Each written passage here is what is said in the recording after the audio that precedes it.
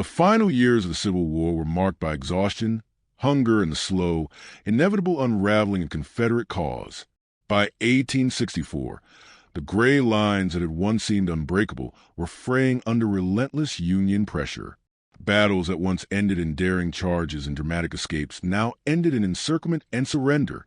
The Confederate Army, once fueled by fiery rhetoric and dreams of independence, found itself retreating from one stronghold after another as resources dwindled and hope slipped away.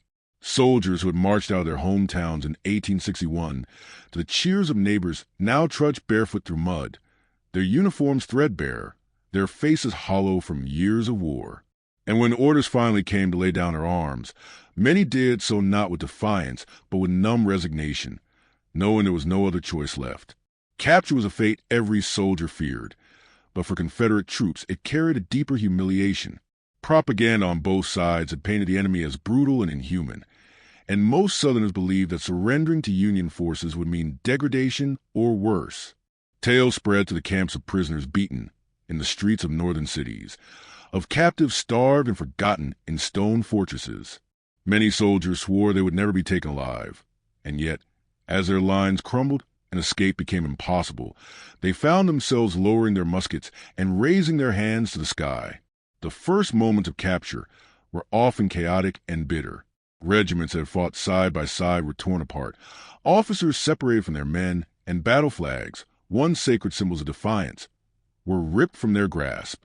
For the captured soldiers, the march north was a journey into the unknown. Columns of prisoners stretched for miles, guarded by blue-coated soldiers who were wary but not cruel. Some Union troops offered water or shared tobacco. Others maintained a cold, distant silence, refusing to acknowledge the defeated men beside them. Along the roads, civilians gathered to watch the gray columns pass.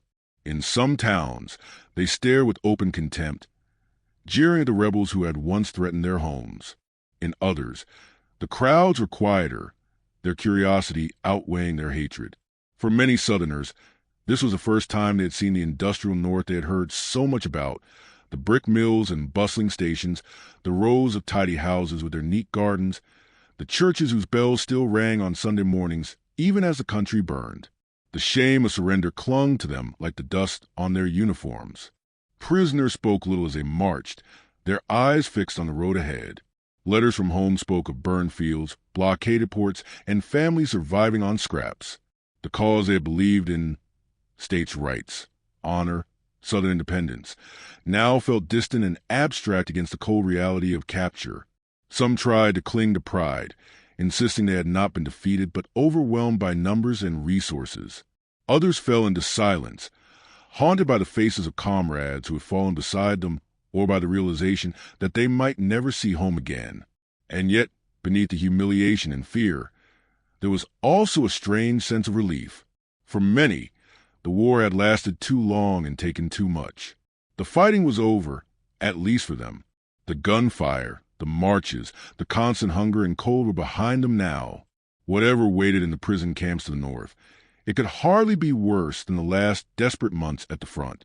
They did not yet know how they would be treated or what their captors had planned. They did not know that, in some towns, the very people they had fought against would one day offer them kindness, even a place beside them in church pews. But as they were led away from the fields where their cause had died, a new chapter was beginning, one written not with muskets and bayonets, but with small, unexpected acts of humanity. The image most Confederate soldiers carried to the North was not built from first-hand experience, but from the word of officers, the pages of partisan newspapers, and the murmur of campfire stories told late into the night.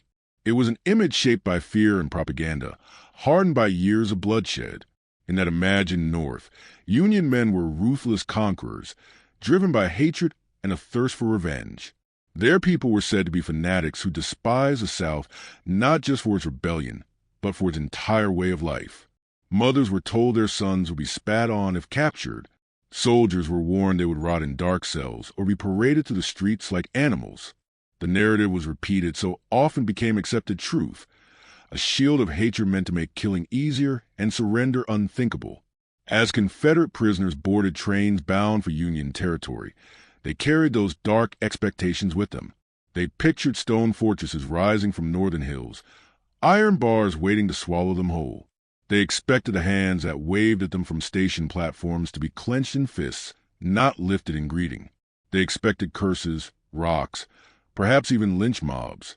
Every jolt of the rail car, every whistle of the locomotive seemed to bring them closer to a reckoning they had feared since the war began. Some steeled themselves for humiliation, promising they would endure it without flinching.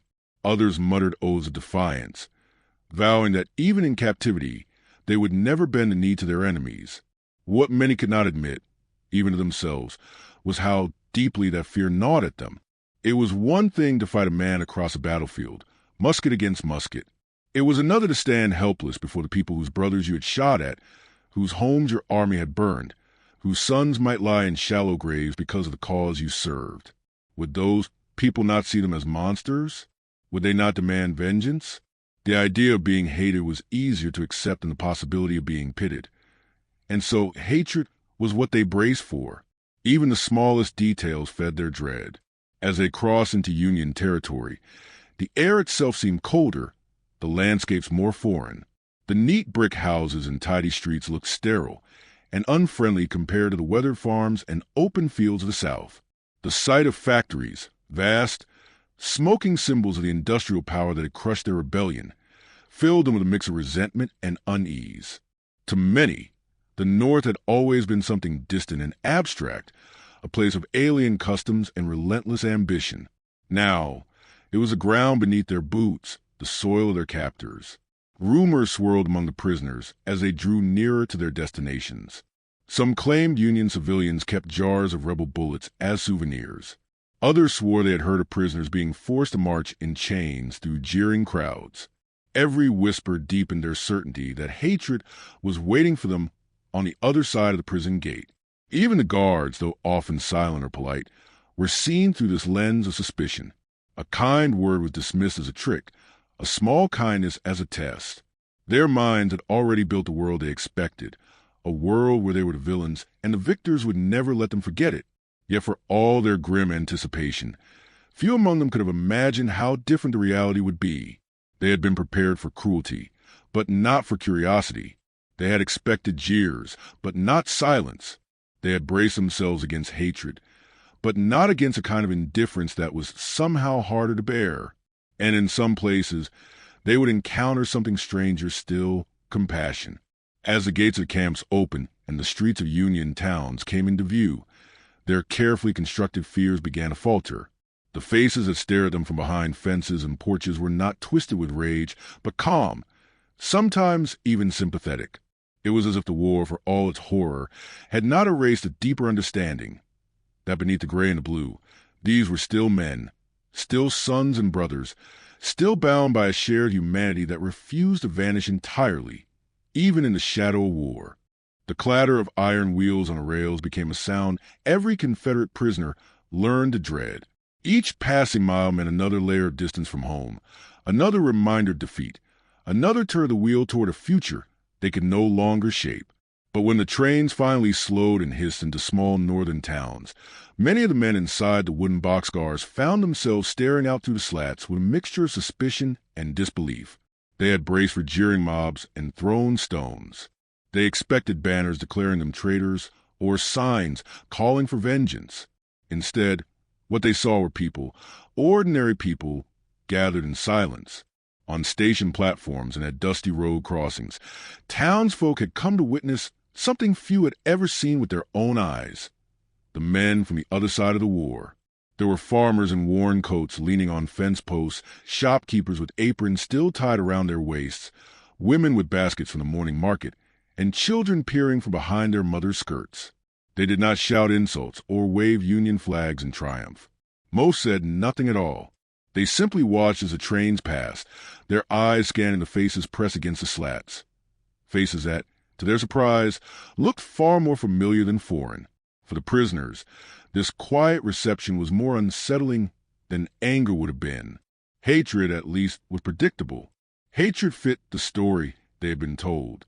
But this calm, curious gaze felt like something else, something that stripped away the comforting distance between enemy and man.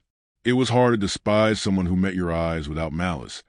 Harder to cling to defiance when you saw not mobs thirsting for blood, but families wondering if the men in gray were really so different from their own. Some prisoners turned their faces away, unable to meet the stares. Others stared back, searching for signs of hatred that never came. At every stop, they saw more signs that contradicted the stories they had been told. Towns were not the smoldering hives of corruption their newspapers had described, but bustling, orderly places with churches at their centers and schoolhouses filled with children. Gardens were tended, shop windows carefully arranged, bells chimed from church steeples as they head back home. There was no celebration of their defeat, no public humiliation, no gauntlet of rage. Even the Union soldiers escorting them seemed more weary than triumphant, more concerned with keeping order than with gloating. The townspeople's curiosity was not without layers. For many of them, the men in those trains were the very ones who had marched against their brothers and fathers, who had fired into Union ranks at Antietam, Shiloh, or Gettysburg. Yet time and distance had softened hatred into something closer to wonder. The war had been fought in distant fields and forests, and now, at last, it had arrived in their own streets. Not as cannon fire or cavalry charges, but as weary men in tattered uniforms, stripped of weapons and bravado. Some locals whispered quietly to one another, pointing out how young many of the captives were, how gaunt their faces looked after months of dwindling supplies. Others remarked on their accents or the patches sewn into their gray coats. The prisoners themselves were not immune to their own curiosity.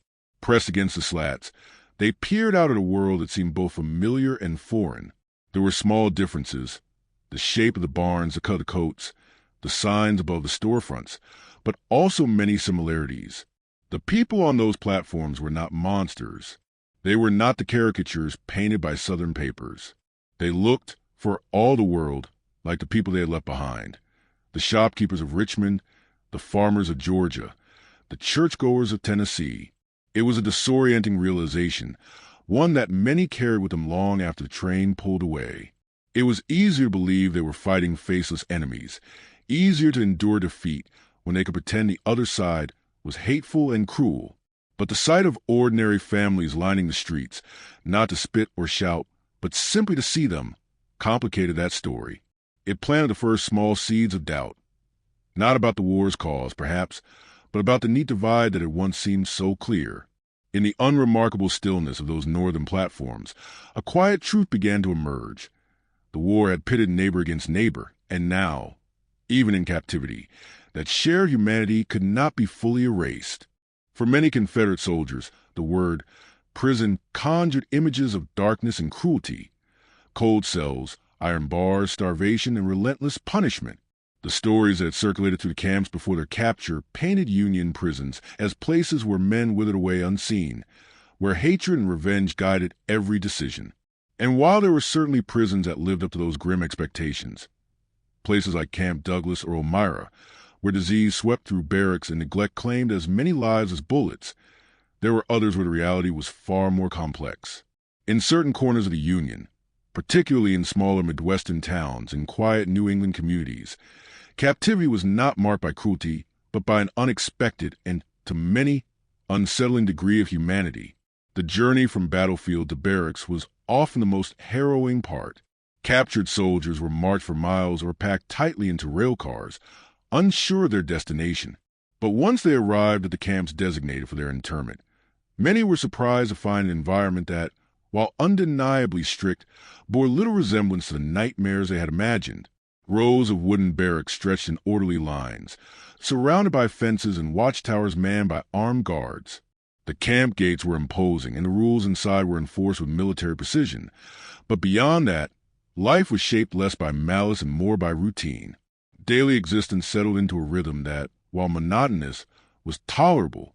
The men rose at dawn to the sound of bugles and were counted in formation. They received regular rations, usually simple fare of bread, beans, and salted meat. But it was food they could count on, and for many who had been scavenging for scraps during the final months of the war, that consistency was its own kind of mercy. Water was often clean and plentiful, medical care was basic but present, and letters from home, carefully inspected by Union censors, were usually delivered.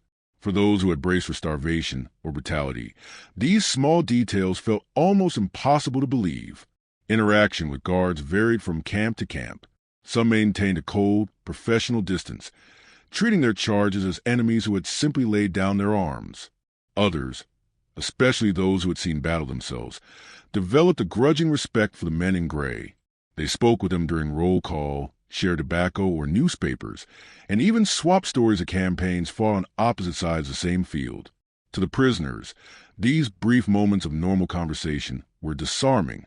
They were reminders of beyond the uniforms and the cause, they and their captors were not so different. Men shaped by duty, hardship, and the long, grinding weight of war. Religion played a quiet but significant role in camp life. On Sundays, the clanging of the morning bell summoned prisoners not to labor but to prayer. In many camps, Union chaplains read sermons aloud beneath makeshift wooden shelters, their voices carrying across the yard as sunlight broke over the watchtowers. Attendance was voluntary, but many came, some out of habit, others out of curiosity, and a few because, in a world where everything had been stripped from them, faith was one of the few things left untouched. The messages were often about forgiveness, reconciliation, and the shared trials of men. For Confederate prisoners, hearing such words in the mouths of those they had fought against was deeply unsettling and deeply humanizing. There were, of course, moments of tension. Fights broke out between prisoners. Escape attempts were met with harsh discipline. And the ever-present guards were reminders that captivity was still captivity. But even amid these realities, there was a noticeable difference between punishment and cruelty. The camps were designed not to torture, but to contain. And in that containment, something unexpected began to take shape. Prisoners learned to carve furniture from scrap wood, to write long letters home, to form debating societies and baseball teams. They found ways to preserve their dignity and identity even as they lived behind fences. For men who had once believed they would be treated as less than human, this daily life was a revelation. It was not freedom, but it was not the hell they had prepared themselves for either. The steady meals, the chance to write to family, the sermons that echoed across the yard, these things chipped away at the caricature they had built of their enemies. Slowly, imperceptibly, the men in gray began to see the men in blue not solely as conquerors, but as fellow Americans, and that realization, for many, was more difficult to confront than any hardship prison could have imposed. The winter of 1863 in upstate New York was a kind that seemed to press itself into bones, a season of biting winds, frozen rivers, and skies the color of cold iron. Inside the wooden barracks of the Elmira prisoner camp, hundreds of Confederate soldiers huddled close to their stoves, wrapped in threadbare blankets and layers of whatever cloth they could find. For many, it was the first winter they had spent so far north, and the snow itself felt alien, a silent white blanket that dulled sound and buried the world in stillness. They had grown used to the rhythms of captivity, the morning roll calls, the ration lines, the long, empty hours that stretched between sunrise and dusk. Yet nothing in those routines had prepared them for the message that spread through the camp one morning like a rumor too strange to believe. A local pastor, it was said, had written to the commandant with a request. He wished to invite a group of prisoners to attend his church service in town. The guards confirmed that the request was genuine, though approval had not yet been granted. The reaction among the men was immediate and skeptical. Some laughed bitterly at the idea, convinced it was a cruel joke meant to raise false hope. Others shook their heads and muttered that it must be a trap, a way to humiliate them in front of the very people who saw them as traitors. Even those who considered themselves men of faith struggled to accept the offer at face value, to walk openly through the streets of a northern town, not as enemies but as guests. It was a possibility too distant from everything they had been taught to expect. As days passed and the rumor turned into reality, disbelief hardened into nervous anticipation. The camp's officers read out the announcement. A small, carefully selected group of prisoners would be escorted under guard to a Sunday service at the Methodist Church in Elmira. They would be expected to behave with dignity and return promptly to camp. The news spread from barack to barack like a spark through dry grass. Volunteers came forward, some driven by genuine faith, others by curiosity, and a few simply eager for the chance to step beyond the fences for the first time in months. The morning of the service dawned clear and bitterly cold. A fresh layer of snow crunched under boots as the chosen group assembled at the gates, their breath rising in pale clouds against the icy air. Union guards stood ready, rifles slung over their shoulders, but there was no hostility in their faces, only a kind of quiet watchfulness. The prisoners, many wearing patched gray coats and mismatched gloves, were led out in pairs. The walk into town was strangely silent, broken only by the sound of wind through bare trees and the creak of wooden wagon wheels in the distance. As they entered Elmira proper, the men braced themselves for the scorn they had long imagined. Yet the townspeople they passed on the snowy streets did not hurl insults or turn away. Some paused their errands to watch in silence. Others offered polite nods or tipped their hats. A few children, bundled in heavy coats, waved shyly from doorsteps. Every gesture, however small, chipped away at the prisoners' expectations and left them more disoriented than if they had been met with hatred. When they reached the white-steepled church on Main Street, its doors were already open. Warmth and the faint scent of wood smoke spilled out into the cold as they stepped inside.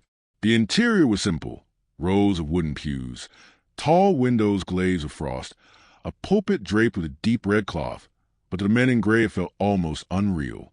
Congregants turned to watch as they entered, but their faces held no contempt. Ushers guided them to empty seats among the townsfolk, and hymnals were offered without hesitation. For the first time since their capture, they were not behind fences or under the gaze of armed sentries. They were sitting in a house of worship, shoulder to shoulder with the very people they had believed despised them. The pastor's sermon that morning was on forgiveness, not as an abstract virtue, but as a choice made daily, even in the face of wounds that still bled. He spoke of a nation divided, and of the need to see beyond uniforms to the humanity beneath.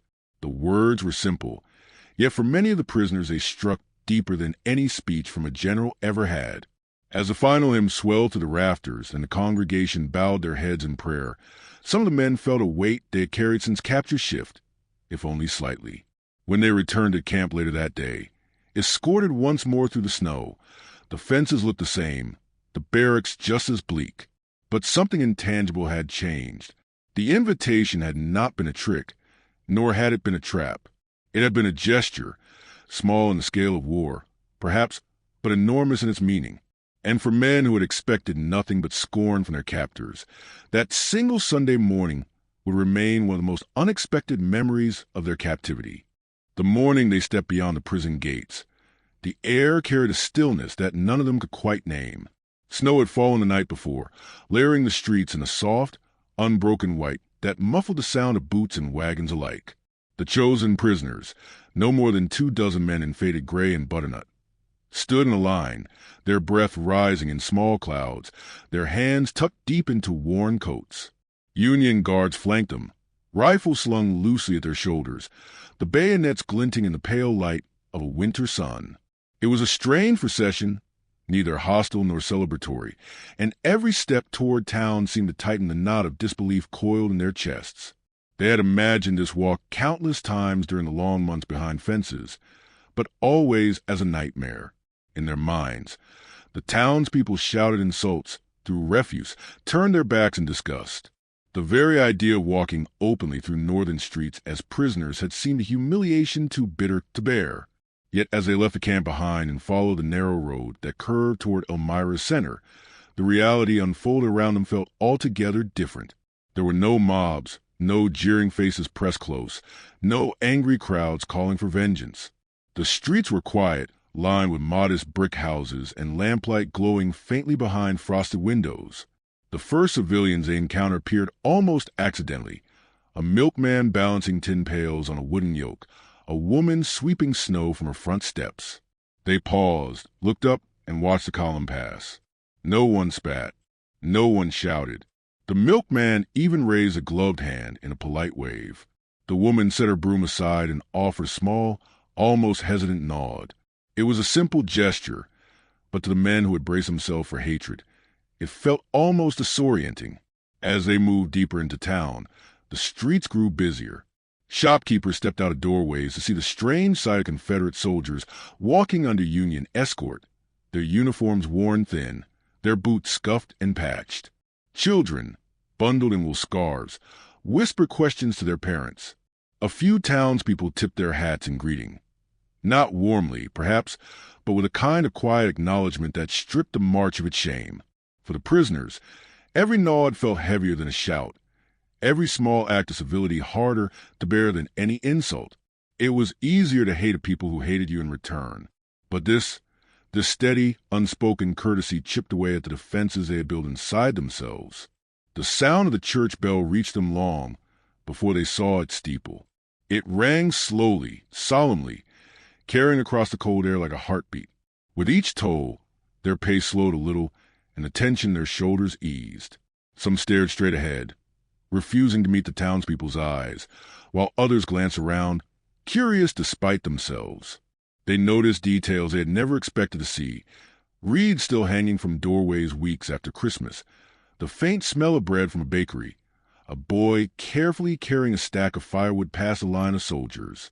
Life, it seemed, continued here much as it had before the war, untouched by the bitterness they had imagined waiting for them. One man, a veteran of Antietam who had lost 2 brothers in the fighting, later said the walk felt more surreal than any battle. "I had expected hate," he wrote in a letter home, "but what I found was silence. And in that silence, I could hear my own thoughts louder than ever. That silence, broken only by the crunch of boots in the snow and the steady rhythm of the bell, seemed to say more than words ever could. These people, too, had lost sons and brothers. They, too, had buried loved ones far from home. And though the prisoners were the gray of the enemy, they were still men, cold, weary, and mortal, walking to the house of God. By the time they reached the church, their fear had softened into something harder to define. It was not comfort, not yet, but a kind of recognition, a realization that the lines drawn by war did not run as deep as they believed. The Union guards opened the church gate and gestured for them to enter, and as they climbed the steps beneath the shadow of the steeple, the prisoners felt the weight of eyes upon them once more. But those eyes did not burn with hatred. They were simply watching, curious and perhaps even compassionate, as former enemies crossed the threshold together. The bell tolled one final time as the doors, open and warm, spilled into the cold. And for the first time since the day they had surrendered, many of the men felt something stir beneath their bitterness, a faint, unfamiliar sense that they might still belong to a larger story than the one written by war. The moment the heavy wooden doors swung open, a rush of warm air and lamplight spilled out into the cold, carried with a faint scent of burning pine and polished wood. The Confederate prisoners, their boots still dusted with snow from the long walk, hesitated at the threshold as if the world inside belonged to someone else entirely. The white-steepled church had stood on that corner since before the war began, a fixture in the lives of the townspeople who gathered there each Sunday. Yet for the men in gray, it felt like stepping into another country. They removed their caps out of instinct, their breath catching slightly as they crossed from the icy street into a space filled with quiet reverence. Inside, everything was startlingly ordinary. Candles flickered in sconces along the walls. Sunlight filtered through tall, frosted windows and painted pale shapes on the floorboards. The pews, polished smooth by years of use, were already half filled with townsfolk bundled in winter coats. Conversations hushed as the prisoners entered. People turned to look, not with contempt, but with an almost palpable curiosity. And then, slowly and deliberately, they shifted to make space. Gaps opened in the pews. Hands gestured toward empty seats. There were no assigned places, no section set aside for the defeated. The message was unspoken but unmistakable. Here, there was room for them too. The prisoners moved cautiously down the aisle, unsure whether to sit together or apart. Some found themselves shoulder to shoulder with Union veterans who had fought on battlefields they themselves had once crossed. Others sat near women and children whose relatives might still be serving in blue. A few older congregants offered quiet nods or polite smiles. Hymnals were passed down the rows without hesitation. The air inside seemed to carry a weight very different from the one they were used to, not the heavy press of suspicion or resentment, but something gentler, more difficult to define. When the service began, the room settled into a stillness that was almost sacred. The pastor, a gray-haired man with a soft, deliberate voice, spoke not of war or victory or judgment, but of grace, of a universal need for forgiveness and the courage it required to give and receive it. He spoke of families divided and friendships broken, of wounds that could not be healed by words alone, and of a God who saw beyond the uniforms men wore. The prisoners listened in silence. Some stared straight ahead, their faces expressionless. Others bowed their heads, lips moving silently in prayers they had not spoken in months. One man, a young infantryman from Georgia who had been captured at Gettysburg, later wrote to his mother that it was the first time since leaving home he had felt like part of a congregation again. The hymns were the same ones they had sung back home, their melodies unchanged by politics or battle lines. Amazing Grace rose softly from the pews, joined by voices from both sides of the war. The familiar words felt strange and comforting all at once, binding the room in a shared rhythm that ignored the color uniforms or the flags they had once fought beneath.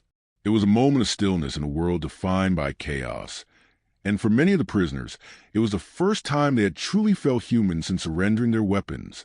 No one spoke of battles won or lost. No one brought up the burning cities or the graves scattered across distant fields. The conversations after the service were about crops and weather, about family and faith. Children approached the prisoners without fear, asking their names or where they were from. An elderly woman pressed a folded piece of paper, a passage from the book of Psalms, into the hands of a young private. A Union soldier offered a prisoner a place beside him in the line for coffee after the service. It was all so ordinary, so profoundly unremarkable that it felt extraordinary. When they stepped back outside into the winter air, the snow had begun to fall again in slow, heavy flakes. The church bell rang softly behind them as they were led back toward the prison, and the town seemed quieter than before, as if the morning's gathering had left something unspoken hanging over it.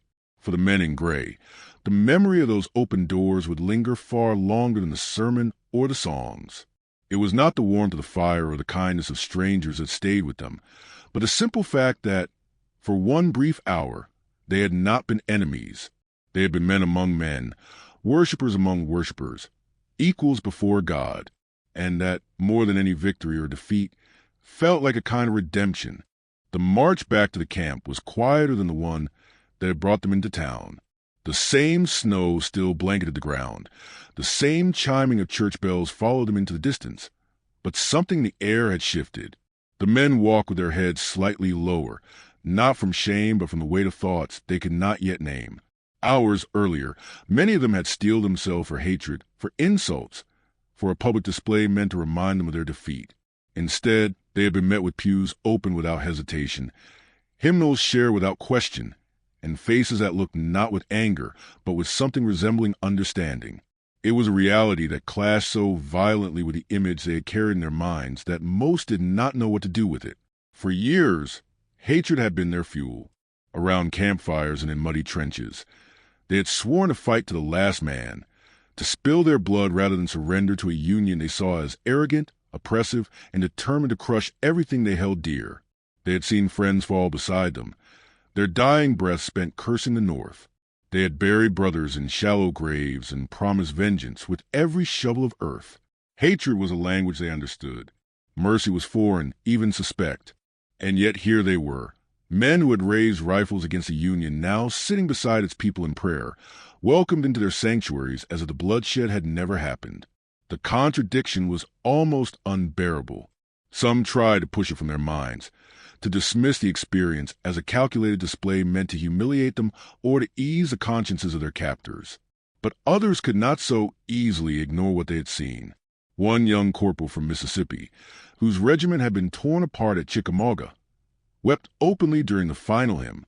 He had not cried when his brother fell beside him, nor when he had been captured in the chaos of battle. But standing in a northern church, hearing the words of "Nearer, my God," to be sung by the very people he had been taught to hate, something inside him broke. It was not weakness, nor surrender. It was a shattering of certainty he had carried for too long. That night, the barracks were unusually still. Men sat on their bunks long after lights out, writing letters home or staring at the ceiling, replaying the morning's events over and over. A few wrote to their wives and mothers, describing the experience in terms that almost sounded like disbelief. They prayed with us. One letter read. They offered us their books and their bread. They looked at us not as rebels, but as men. Another wrote that he had felt peace, real, unbroken peace, for the first time since the day he had enlisted. It was a sentiment echoed by many, though few dared speak it aloud. For some, that morning marked the first step toward questioning the narratives they had been fed. If the enemy was capable of such kindness, what else had they been wrong about? It was not a wholesale rejection of the cause. Most still believed deeply in the principles they had fought for, but it was the beginning of a crack in the armor of hatred that had once seemed impenetrable. Even those who refused to admit it could feel the shift. The men they had called oppressors had chosen not to humiliate them when they had the chance. The people they believed incapable of forgiveness had offered it freely, without asking for anything in return. Over the days that followed, talk of that Sunday spread to the camp like wildfire.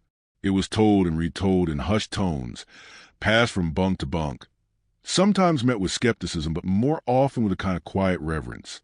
For men who had known nothing but conflict for years, the memory of a warm church, a familiar hymn sung by unfamiliar voices, became a small refuge they could return to in their minds. It was a reminder that the world beyond the fences was more complicated than they had been led to believe. That even in a war as brutal and unforgiving as this one, there were moments of unexpected humanity. The kindness they encountered that day did not erase the pain of defeat or the memory of what they had lost. It did not undo the years of bitterness or heal the wounds carved into a divided nation, but it planted something deeper and far more enduring, a seed of reflection that would grow long after the war ended. Many of those men would carry the memory of that morning with them back to their homes, their farms, their families, and in the quiet moments, long after the cannons had fallen silent, they would remember not the rage and hatred that had defined so much of their lives, but the astonishing grace that had shown them there was another way to be. The sermons began as they always did, with the gentle clearing of a throat, the rustle of pages turned, and the low murmur of a congregation settling into silence. But for the Confederate prisoners seated among their former enemies, those familiar rhythms carried a weight they had never known before. The men who had marched under different flags, who had once raised rifles and bayonets against each other, now bowed their heads on the same roof, their differences erased, if only for an hour, by the sound of Scripture read aloud. The pastors who spoke to them did not preach about victory or vengeance. They did not use the pulpit as a stage for triumph or humiliation.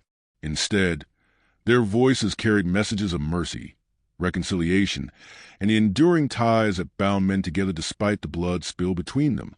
It was not lost on the prisoners how deliberate those choices were. Each Sunday, the sermon seemed carefully chosen, passages from Paul's letters urging believers to forgive one another as they themselves had been forgiven, parables of prodigal sons welcomed home without judgment, stories of enemies who became brothers through acts of compassion. One morning, the pastor read from the Gospel of Matthew, "Love your enemies and pray for those who persecute you." The words hung in the air like smoke, impossible to ignore. They were not spoken as rebuke, nor as a demand, but as a simple truth, a principle older and deep in the war that now divided the nation.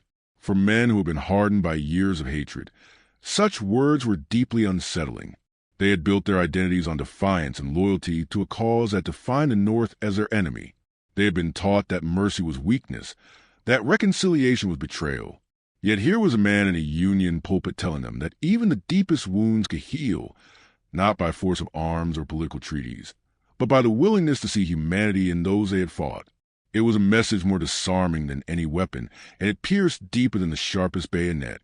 Some prisoners shifted uncomfortably during these sermons, their eyes fixed on the floorboards. Others stared at the pastor, as though trying to read his intentions, unsure whether the words were sincere or meant to shame them. A few found themselves unexpectedly moved, their thoughts drifting to the faces of Union soldiers they had seen fall on the battlefield, men whose deaths they had once cheered but now recalled with strange, quiet sorrow.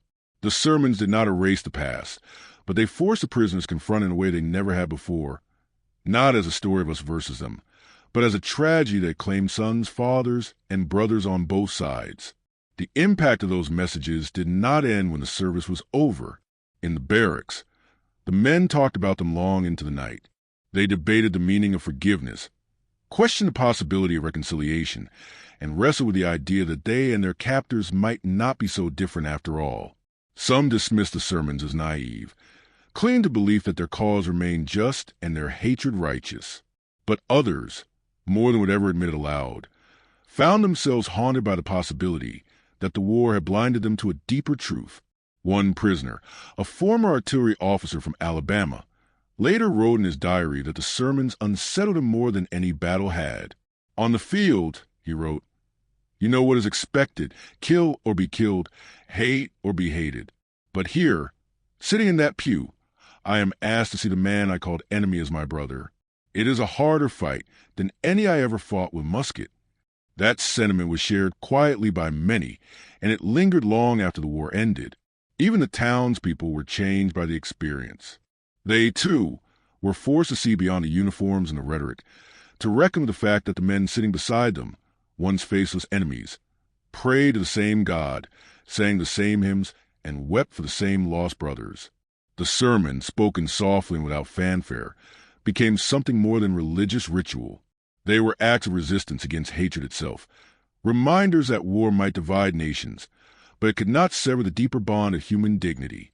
For the prisoners, those hours spent in wooden pews listening to words of mercy did not erase their bitterness overnight, but they planted questions, persistent, painful questions, about the nature of the conflict and the humanity of those they had been taught to despise.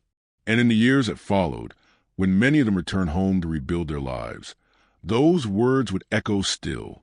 They were not the language of surrender. They were the language of something stronger, the beginning of understanding. It began quietly, almost hesitantly, as if the people involved weren't sure whether such gestures were allowed or even proper. After all, the war was still raging.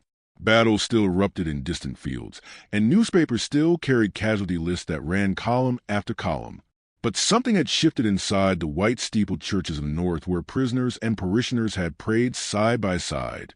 The sermons about mercy and brotherhood had done more than stir emotions. They had bridged a divide most people thought uncrossable. And soon, that bridge took on a more tangible form. Letters began to appear, small and unremarkable at first, then steadily more frequent, carrying words across enemy lines that no rifle or cannon ever could. The first were simple notes, written in neat, careful handwriting on plain paper. A woman in Elmira wrote to mother of a captured infantryman from Georgia to tell her that she had seen her son at Sunday service, that he was thin but alive, that he had sung to him softly and bowed his head in prayer. Another letter from a shopkeeper in Ohio reassured a young wife in South Carolina that her husband, wounded and taken prisoner, was receiving warm meals and was no longer feverish. These small fragments of news, so ordinary and human, were treasures beyond measure for families who had gone months without word from their loved ones. Then came the packages. At first they were modest. A pair of wool socks for a man who had walked barefoot into captivity, a small leather-bound Bible with a handwritten note tucked inside, a tin of tobacco to share among bunkmates. Later, they became more personal. Photographs of families the prisoners had never met were included as tokens of goodwill. Images of smiling children, of homes far from the war's destruction, of hearts that still burned warm. Some prisoners received carefully mended shirts or hand-knitted gloves, stitched by strangers who had once called them enemies. To men who had spent months stripped of dignity and reduced to numbers in the prison ledger, these gestures were more than charity. They were proof that their humanity, bruised, diminished, but still intact, had not been erased by surrender. Union officials, at first wary, eventually allowed the exchange to continue under supervision. Letters and parcels were inspected before they left the camps, and some were delayed for weeks in military offices. But they kept coming, passing from one side of a fractured nation to the other, with a quiet persistence that no order could stop. For many families in the South, these unexpected messages from the North carried more than updates. They carried a glimmer of hope. They suggested that reconciliation might be possible, that the people they had been told were ruthless conquerors were also capable of kindness and understanding. The emotional impact on the prisoners was profound. Some wept openly when they received their first packages, clutching the unfamiliar handwriting of strangers who had written simply to offer comfort. Others tucked the letters carefully into their haversacks as keepsakes, reading and rereading them until the paper softened at the edges. A few responded with letters of their own, thanking the writers for their generosity or sharing stories of the homes they hoped to return to. Even the most hardened among them, men who had sworn they would never forgive or forget, found it difficult to dismiss such unprovoked kindness. For the townspeople who wrote those letters, the act was just as transformative. They had spent years hearing about the South as a faceless enemy, a place defined by rebellion and defiance. Now they knew names. They knew about children waiting for fathers, farms left untended, wives who prayed every night for news that might never come.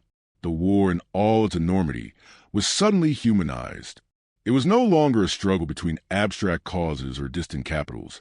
It was a story of individual lives, of ordinary people caught in extraordinary circumstances.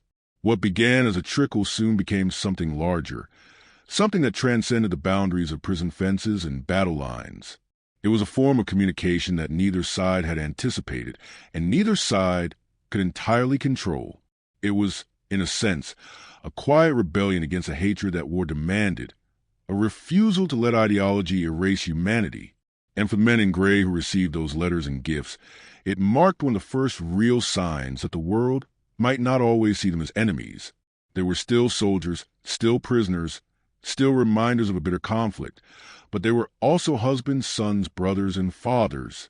They were still men. When the war finally ended, many of those letters were carefully folded and carried home, tucked into trunks or kept in family Bibles. Some were framed and hung on parlor walls, small relics of a time when compassion slipped through the cracks of a divided nation. And long after the guns fell silent, those words, written by strangers and sent across enemy lines, continued to whisper a truth that war itself had tried so hard to bury. Even when nations are divided, humanity can still find a way to speak. Not everyone who watched Confederate prisoners walk through the snowy streets toward northern churches did so with quiet acceptance. For every gnawed and shared him, there were crossed arms and narrowed eyes. Behind lace curtains and across dinner tables, whispers of disapproval hardened into anger. To some Union families, still mourning sons who had fallen at Shiloh or Antietam, the sight of gray uniforms seated beside them in pews felt like a betrayal. To them, the war was not over, forgiveness was not earned, and compassion was a luxury the dead could no longer afford. The backlash began almost immediately. Union veterans, many still bearing scars both visible and unseen, were among the loudest voices. They had watched comrades fall to Confederate bullets, seen hospitals overflow with the broken and dying, and carried the weight of those memories like stones in their pockets. Now they were being asked to share their places of worship with the very men who had pulled those triggers. Some refused. A veteran of the 20th Maine stormed out of his church mid-sermon, swearing never to return, while rebels sat where my brother should be. Others confronted their pastors directly, accusing them of betraying the Union cause and dishonoring the memory of the fallen. The anger spread beyond the church doors and into the pages of local newspapers. Editorials condemned what they saw as treasonous softness, accusing congregations of undermining the war effort by extending kindness to the enemy. One article from a Boston paper thundered that forgiveness is not the duty of the living while our dead still lie unburied. Another warned that such acts of leniency would embolden the South and weaken the resolve of the North. Letters of editors poured in from bereaved parents, outraged veterans, and citizens who could not fathom how the same men who had burned their towns or captured their kin could now sit unshackled among them as if nothing had happened. Political leaders, too, weighed in. A handful of local officials argued that such treatment was dangerous, that it sent the wrong message to both prisoners and the public. Some called for stricter confinement, others for an end to prisoner participation in community life altogether.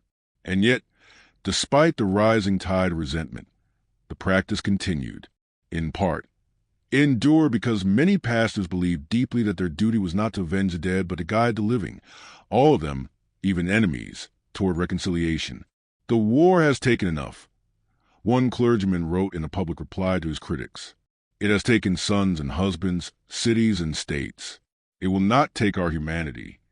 The towns themselves were often split down the middle. In some congregations, pews emptied as angry members withdrew their attendance, unwilling to worship alongside men they saw as murderers. But others filled those same pews with an even greater resolve. determined to prove that compassion was not weakness. Families who had lost loved ones sometimes joined the effort most fervently, writing letters to Confederate families in the South or bringing small gifts to the camps despite their grief. For them, acts of kindness were not betrayal, but a means of reclaiming control over war that had already taken so much. The prisoners felt the weight of that division, too. On their walks through town, they sometimes heard the muttered insults or caught the sharp glares that followed them down the street. Some shops refused to serve them even under guard. A few men spat at their feet as they passed. These moments were sobering reminders that forgiveness was far from universal, that even amid gestures of mercy, hatred still lingered in the corners of northern hearts. And yet, the prisoners also noticed something else. The people who opposed their presence were often matched and sometimes outnumbered by those who defended it. Over time, the controversy itself became a kind of mirror, reflecting the deeper struggles of a nation at war with itself. The North was fighting not only the Confederacy, but also its own conscience, wrestling with questions of justice, vengeance, and what it meant to emerge from such a conflict without losing the very values it claimed to fight for. The arguments spilled beyond church walls and into public meetings, newspaper columns, and even family conversations. But through it all, the practice endured. Congregations still opened their doors. Hymns were still sung side by side. Letters still crossed the lines. In the end, those small acts of defiance, a pastor's sermon on mercy, a shared prayer, a parcel of socks sent south, became more than isolated gestures. They were statements in themselves, quiet but unyielding, insisting that humanity could survive even amid bitterness and grief. And while they did not silence the critics, they proved something far more powerful, that even in a time of war, compassion could persist not as a sign of weakness, but as a deliberate, stubborn choice. When the guns finally fell silent and the flags were lowered at Appomattox in April 1865, it seemed as though an age had ended. The war that had torn a nation apart, claimed hundreds of thousands of lives, and left whole regions in ashes was over. Soldiers on both sides laid down their weapons and began the long, uncertain journey back to lives they had left behind. Yet for many former Confederate prisoners who had spent months, even years, in northern camps and churches, the story did not end with the signing of surrender documents. Something had been planted during those unlikely encounters behind enemy lines, something that refused to fade even when the war itself did. Bonds, born of shared hymns, quiet conversations, and acts of unexpected kindness, continued to grow long after the smoke cleared. The first letters began arriving before some prisoners had even reached home. They came from pastors, parishioners, and families they had met during Sunday services or through correspondence while in captivity. Some offered prayers for safe travels and rebuilding. Others contained simple words of hope for the future. A pastor from New York wrote to a former prisoner in Alabama, urging him to hold fast to the grace that brought enemies together in God's house. Another letter from a Pennsylvania woman spoke of how she prayed each night for the man who had once sat beside her in church, a man who had been fighting for a cause she could never support, but whose humanity she now saw clearly. These letters often found their way south slowly, carried by unreliable postal routes and over roads still scarred by war, but they arrived nonetheless, treasure-like relics of a strange, improbable peace. The correspondence did not flow in one direction. Many former prisoners wrote back, their words carefully chosen, their gratitude sincere. They described the struggles of returning to devastated farms, the emptiness of towns stripped bare by the conflict, and the complicated feelings of defeat. Some wrote about the joy of reunion with wives and children, others about the deep sorrow of discovering how much had been lost. Yet threaded through many of these letters was a sentiment that transcended politics or bitterness, a recognition that in their darkest hours they had encountered decency where they least expected it, and that decency, they believed, was worth remembering. In the years that followed, some of those exchanges grew into friendships. At first they were cautious, polite notes exchanged once or twice a year, holiday greetings sent across a still divided country. But as time passed, the words grew warmer, more personal. Letters were no longer just about the war, but about harvests, births, deaths, and the slow rebuilding of lives. In a few remarkable cases, former Confederate soldiers made the long journey back north to visit the very towns where they had been imprisoned. They were no longer under guard when they walked those familiar streets. They came as guests, and in many cases as friends. There are recorded instances of reunions decades later, when gray-haired veterans stepped off trains and were greeted by the same pastors who had once preached mercy to them. Some were invited to speak before congregations, telling their stories not as enemies, but as living proof that reconciliation was possible. Others came simply to shake hands with the men and women who had offered them kindness in a time when hatred was the easier choice. One former prisoner from Mississippi spent the summer of 1872 traveling through New York and Pennsylvania, staying in the homes of people who had once sent letters to his prison barracks. "I came to thank them," he wrote in his journal, "but found instead that they thanked me for remembering." These relationships existed quietly, often unnoticed by a nation consumed with Reconstruction, political battles, and lingering resentments. Yet they mattered deeply to the people involved. They were acts of personal reconciliation that transcended the bitterness that still hung heavy over the land. They were reminders that, beneath the speeches and legislation, healing a nation was not only a matter of governments and armies. It was also a matter of individuals choosing to see one another not as enemies, but as fellow human beings. As the years turned into decades and the Civil War receded into memory, those bonds did not disappear. Some families kept the letters tucked away in trunks and Bibles, yellow with age but never forgotten. Others passed down stories of the enemy friends their grandparents had made in a time when such friendships seemed impossible. And though not every prisoner or pastor remained in touch, the very existence of those relationships was a testament to what had been learned in those northern churches. That compassion, once offered, could ripple outward long after the cannons had fallen silent. It was proof that even amid the deepest divisions, simple acts of humanity could outlast the war that had once defined them. When the war finally ended, there was no shortage of celebrations in the North. Parades rolled through city streets, brass bands played triumphant marches, and crowds waved flags under skies that felt brighter than they had in years. Yet beneath the public displays of victory, there was also a quieter, more complicated reckoning taking place, one that had less to do with the Union's military triumph and more to do with its moral identity. The war had been fought to preserve the Union and, in time, to abolish slavery, but those victories, hard-won as they were, did not automatically guarantee a future free from hatred. The question facing many Northerners was not simply how to win the war, but how to win the peace that followed. And for some, the answer lay not in vengeance, but in mercy. The experience of interacting with Confederate prisoners had forced many Union citizens to confront uncomfortable truths about themselves and their enemies. It was easy to hate from a distance, to think of the men in gray as faceless traitors, enemies of the Republic who deserved nothing but punishment. But when those same men sat beside them in pews, sang the same hymns, and shared in the same prayers, the simplicity of that hatred began to erode. They were still enemies, yes, but they were also fathers, sons, farmers, and craftsmen, people whose lives had been shaped by circumstance as much as conviction. For many in the North, this realization led to a profound shift in thinking. Victory was not only about defeating an army, but about restoring a shared sense of humanity. Clergy played a significant role in framing this moral lesson. From pulpits across the Union, pastors reminded their congregations that mercy was not weakness, but strength, that a nation rebuilt on hatred would inevitably fracture again. They invoked biblical examples of forgiveness, urging their flocks to consider the long view of history. Punishing the South might satisfy anger, but would do little to heal a country that had been ripped apart. True victory, they argued, required something more difficult: the ability to extend a hand even when one's instinct was to clench a fist. This was not a universally accepted idea. There were those who scoffed at the notion of forgiveness, who believed the South should be made to suffer for the war it had started. But others saw the wisdom in approaching Reconstruction with humanity.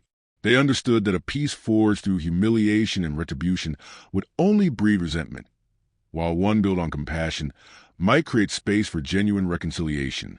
The kindness shown to prisoners during the war, the shared church services, the exchanged letters, the quiet acts of charity, became examples of what that compassion could look like on a larger scale. For ordinary citizens, small gestures carried immense meaning. A shopkeeper who once donated socks to a Confederate prisoner now believed that rebuilding Southern towns was not a burden, but a duty. A woman who had written letters to the family of a captured soldier came to see former Confederates not as villains, but as neighbors who needed help to rebuild their lives. These acts, modest on their own, began to accumulate into a broader ethos, a belief that the Union's strength lay not just in its armies or its industry, but in its capacity for grace. The lesson extended into politics as well. Some lawmakers, influenced by these changing attitudes, argued for policies that would reintegrate rather than punish. They spoke of welcoming former Confederate states back into the fold, of offering aid instead of endless occupation. Others proposed educational and religious missions to the devastated South, hoping to foster understanding rather than deepen division. The process was messy and often uneven, but it reflected a growing conviction among many in the North that the future could not be built solely on the ruins of the past. For the people who had once opened their church doors to prisoners, this belief became almost a creed. They had seen firsthand how an unexpected act of mercy could soften hardened hearts, how a shared prayer could bridge even the deepest ideological divides. They understood that their victory on the battlefield would be hollow if it did not lead to something greater, a nation not just reunited by force, but bound together again by choice. Years later, veterans from both sides would sit together at reunions, their shared suffering outweighing the causes that had once divided them. Families that had once exchanged letters across enemy lines would continue writing, their correspondence now filled with talk of harvests, births, and grandchildren. And many of those who had extended mercy during the war would look back and see those small acts not as moments of weakness, but as some of the most important choices they ever made. In the end, they learned that true victory was not measured by the number of battles won, but by the courage to see an enemy as a fellow human being and to help build a future where that distinction no longer mattered. Decades after the last cannon had fallen silent and the banners of surrender had been furled, the memories of war lingered in the minds of those who had lived it. Yet time, with its steady and relentless passing, softened many of the sharp edges. Old enemies grew older still, their bitterness mellowed by the weight of years. And when veterans gathered in shaded town squares, at dusty fairgrounds, or beneath the fluttering flags of reunions, the stories they chose to tell were not always of battles and bloodshed. Increasingly, they were stories of something quieter and harder to define, the strange and enduring moments of humanity that had persisted even in the midst of war. Among those, none were recalled more often or with more unexpected tenderness than the Sundays spent in northern churches, where soldiers once sworn to kill each other had sat side by side in prayer. It became almost a ritual at these reunions. A gray-haired veteran, his jacket now decorated with medals and frayed ribbons, would rise from his chair and begin to speak. He would tell the younger men, those born long after the war's end, about the cold morning he had walked through a northern town under guard, expecting hatred but finding nods of acknowledgement instead. He would describe how he had stepped into a church certain he would be scorned, only to be offered a hymnal and a place in the pew. And he would recall how the sound of Amazing Grace, sung by voices from both sides of the war, had brought tears to eyes that had not wept even at the sight of death. Others would nod in agreement, adding their own recollections, the letters they had received from strangers, the meals shared after services, the prayers offered not for victory but for healing. These stories were not told with bitterness or regret. They were told as reminders, not of what had divided them, but what bound them together even in the darkest times. For many veterans, those Sundays had become a symbol of something far greater than themselves. They were evidence that the war, for all its cruelty, had not destroyed the nation's capacity for grace. In a conflict that pitted neighbor against neighbor and turned brother against brother, those simple acts of kindness, a shared pew, a word of comfort, a letter sent to a stranger, proved that the deepest parts of the American spirit had survived. The memory of those moments also shaped how future generations understood the war. Children and grandchildren grew up hearing not only about the battles of Gettysburg and Antietam, but also about the day their grandfather prayed beside the men he once fought against. In schoolhouses and on porches, these stories wove themselves into the broader narrative of the Civil War, not just as tales of strategy and sacrifice, but as lessons about forgiveness, resilience, and the stubborn endurance of shared humanity. They reminded Americans that the war had been more than a struggle over territory or politics. It had been a test of the nation's soul, and that even in the depths of division, it was possible to reach across the chasm and find common ground. Churches, too, preserve the memory of those unlikely congregations. Old registers recorded the names of prisoners who had attended services, while faded letters and newspaper clippings recounted the reactions of townspeople who had shared their pews.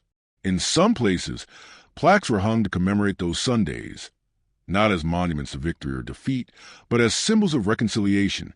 They stood as quiet testaments to the idea that the truest form of remembrance was not enshrined in statues or battlefields, but in the ways people chose to treat one another after the fighting stopped. Even as the veterans themselves dwindled in number, the memory of those shared Sundays endured. It lived on in memoirs and diaries, in the sermons of pastors who used them as examples of grace under fire, and in the gatherings of families who traced their lineage back to men who had once been enemies. Over time, the stories took on a deeper meaning, not just as historical anecdotes, but as reminders of what was possible when people chose compassion over hatred. By the early 20th century, when the last living veterans were honored in parades and memorial ceremonies, many of them carried those memories as their most cherished ones. They did not speak only of bayonet charges or cannon fire, but of hymnals passed down a pew, of hands shaken long after the war was over, of prayers whispered by lips that had once shouted battle cries. And in those stories, America found a deeper truth about itself, that even in its most divided hour, its people had found ways to remember their shared faith, and in doing so, had begun the long, difficult work of becoming one nation again. In the long sweep of Civil War memory, it is often the great battles and the towering figures that dominate the story. Names like Gettysburg, Antietam, and Appomattox are etched into the national consciousness, and the generals who commanded armies are remembered as architects of victory or defeat. Yet, among the monuments and military histories, there exists another kind of legacy, one born not cannon fire or tactical brilliance, but of small, human gestures that seemed insignificant at the time. The image of Confederate prisoners kneeling in prayer beside Union guards, their gray and blue uniforms mingling in a shared posture of humility, became one such symbol. It was a scene repeated quietly in towns across the North, far from the front lines, yet carried a meaning that would outlast any battle. For those who witnessed it, the sight was almost surreal. Only months earlier, those same men had faced each other across fields of smoke and blood, each determined to destroy the other in the name of cause and country. Now they bowed their heads together beneath the same roof, reciting the same prayers, their voices rising and falling as one. It was not a political act, nor was it a surrender of principles. It was something deeper, a recognition that beyond the uniforms and the flags, they shared a common humanity that war could wound but not erase. That image of enemies kneeling side by side came to represent the possibility of something larger than victory, the hope of reconciliation. The power of that symbolism grew in the decades that followed. As veterans aged and the war receded into memory, photographs and written account of those shared services were preserved in newspapers, diaries, and sermons. They were retold at veterans' reunions and church anniversaries, cited in speeches about unity and forgiveness. The story of former enemies worshiping together became a kind of parable for the nation's healing, a reminder that even the most bitter conflicts could give way to grace. For Northern congregations, it was a source of pride that their acts of mercy had extended beyond their own soldiers to those who had fought against them. For Southern families, it was a sign that defeat did not mean dehumanization, that their sons and fathers had been treated with dignity even in captivity. The legacy of those moments also influenced how Americans approached the challenges of rebuilding the nation. In the difficult years of Reconstruction, when resentment and suspicion still ran deep, the memory of shared pews offered a model of what reconciliation could look like on a larger scale. It suggested that the path forward did not lie in humiliation or vengeance, but in recognition and respect. It showed that acts of kindness, however small, could ripple outward, softening hardened attitudes, inspiring gestures of goodwill, and reminding people that their shared future mattered more than their divided past.